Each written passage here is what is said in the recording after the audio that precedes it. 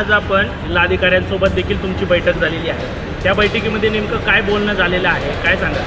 खरं तर फुरसुंगी कचरा डेपोचं आंदोलन गेल्या 27 दिवसापासून सुरू आहे. आज आम्हाला सकाळी कलेक्टर साहेबांची वेळ या ठिकाणी मिळाली आणि त्या वेळेमध्ये आम्ही या ठिकाणी सर्व आंदोलक आलो आणि थोडक्यामध्ये आम्ही या ठिकाणी जिल्हाधिकारी साहेबांना भेटून अशी माहिती सांगितली की साहेब, आम्ही गेल्या 10 वर्षाच्या पूर्वी आंदोलन आम्ही केलेलं नाही आहे. आज आंदोलन करायची वेळ आली की नव्याने प्रकल्प आमच्या फुरसुंगीवर होऊ घातला आहे. तर या प्रकल्पाच्या बाबतीत आपण या कमिटीचे आत्ता सध्या अध्यक्ष आहात आणि फुरसुंगी उरुळदेवाची नगरपरिषद ही त्यामध्ये सदस्य आहे.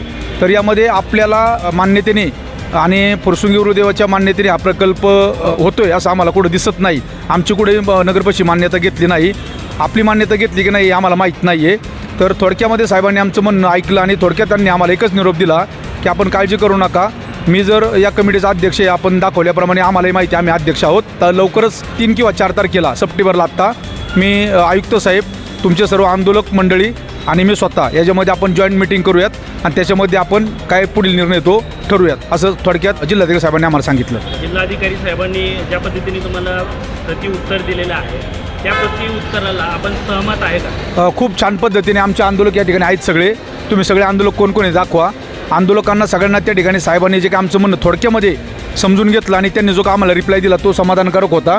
कारण त्यावेळेस आमचं ऐकून फक्त साहेब थोडक्यात बोलले की मी जॉईंट मिटिंग लावतो, आपण ही सर्व चर्चा एकत्रित बैठकीमध्ये करू आणि निर्णय घेऊ. धन्यवाद.